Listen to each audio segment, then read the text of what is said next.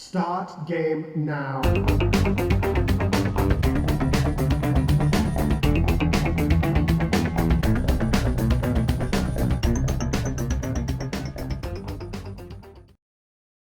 Welcome, retro fans, to another episode of the No Swear Gamer.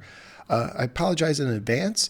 I recently lost my voice and I'm slowly getting it back, but I still sound a little hoarse. So I guess that means I sound like a pony today.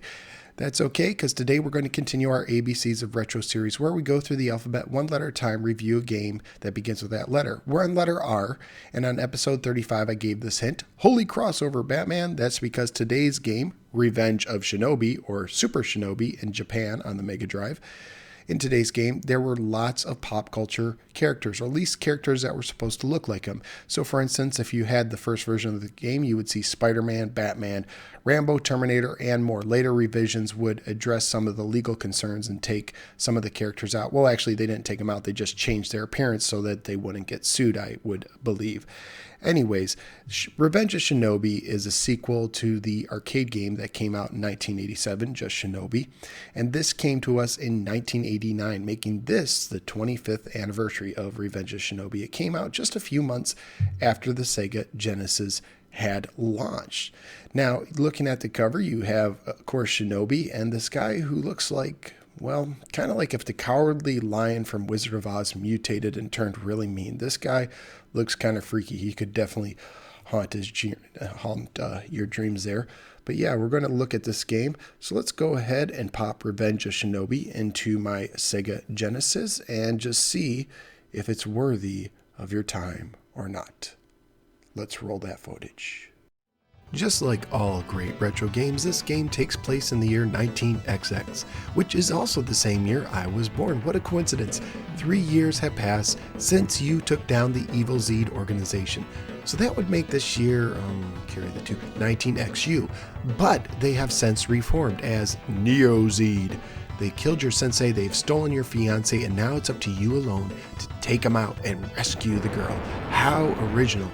Perhaps your sensei should have done a better job recruiting and training other students. I mean, Neo Zed was able to recruit Rambo, the Terminator, Bruce Lee, Spider-Man, Batman, and even Godzilla. It would have been nice if you could at least got Gamera and Aquaman on your side.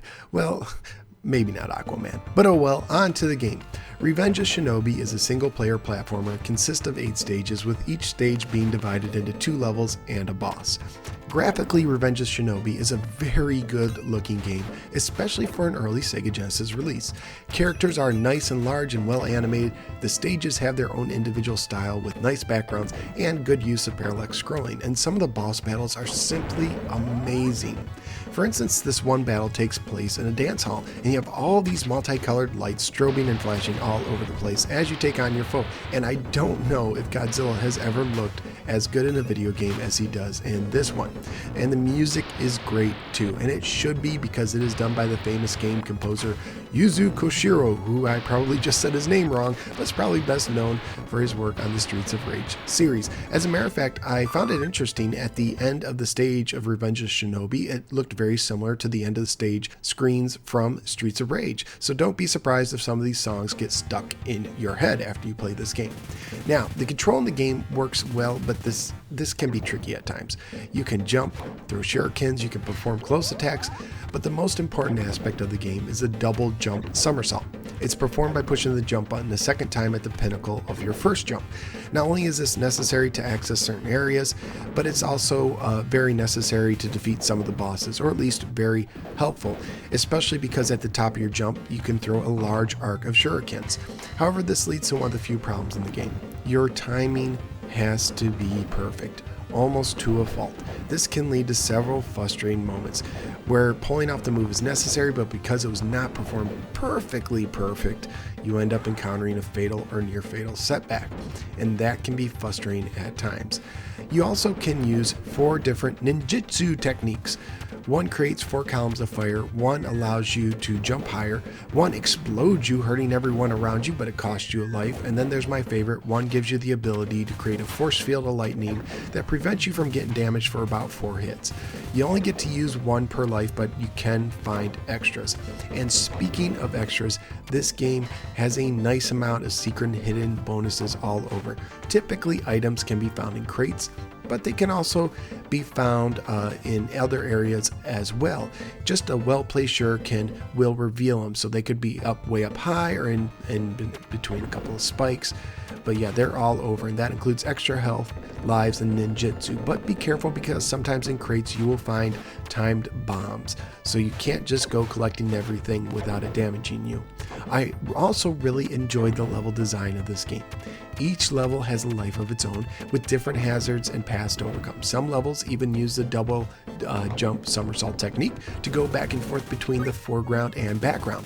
1 minute you're on a bridge dodging traffic and ninja nuns, and the next you're on the outside fighting soldiers. How cool is that? Some levels even use a maze-like design, and that includes the final level. Now, the final level is defeatable, but it could take you quite a while the first time or two around if you don't have some sort of guide. The game also has multiple endings, 2 to be exact. On the last boss, who is really tough, you can see your fiancée in a cage in the background, and the ceiling above her is slowly lowering down. Now, you can throw shurikens into black holes into the side of the wall temporarily to slow the ceiling, but the boss never lets up. And if you use ninjutsu, it seems to speed the ceiling up as it comes down. So yes, it's possible to defeat the boss, but not save the girl. This leads to a good ending or bad ending, depending if you saved her or not in time. Now, family-friendly wise, this game is probably kind of in the PG to PG-13 territory. You are constantly defeating bad guys, but there is no blood. Rather, each one blows up like a robot. There's also dogs that attack you that you can defeat, and that might affect some animal lovers. And there's also the fact that one of the ninjutsu techniques can be compared to suicide, since basically you're blowing yourself up and it does cost you a life. Now, this game is a bit collectible on eBay, especially depending on what version you want. Now, if you don't care about which version you get, loose copies go for about $10 to $15, and complete versions go from $20 to $30. And as always, I include shipping when I tell you my prices. But if you want the first version, be prepared to pay. Loose copies of the first version with no revisions at all went for $40 to $50, and complete versions have sold from $75 to $100. Wow. So, how can you tell which version a cartridge is? Well, not by looking at it, you basically have to play it. If you boot it up and you see a copyright notice from Marvel and Spider-Man, you know it's a revised version. If you don't, you'll still have to play it, because there's 2 earlier versions. The first has everything, but the second one has taken out Batman. They turned him into like a man bat, and Rambo, who is now bald. So it still has Spider-Man and Godzilla, where later versions don't have Godzilla. He's skeletal. But yeah, the early version has everything. So would I recommend this game? Well, it would have been nice to have some sort of password system, since the game can easily take an hour or more to beat. And I wish the jumping somersault was easier to execute. However, this is a solid game with tons of variety and lots of entertaining levels. As a matter of fact, I didn't mind the length so much like I did in Quackshot. Quackshot got kind of repetitive, but this one always kept things interesting, always kept me on my toes. And I love all the pop culture references, even if later revisions tried covering them up a little. I still enjoyed even the later revisions, so I would definitely recommend this one to Genesis owners. So where would I rank this? Well, I like this better than any Genesis game I've reviewed so far. I also like it better than the awesome Haunted House on the 2600, and that's a really good game. So that leaves only first place Bust-A-Move 2 as its only challenger. So while I really enjoy this game, Bust-A-Move 2 gives me just a little bit more replayability. So Revenge of Shinobi is going to be my new number 2 ranked game. A great game that I would call a gem for the Genesis. If you want to find Revenge of Shinobi, it shouldn't be too hard, as it was released on several compilations and on the Virtual Console.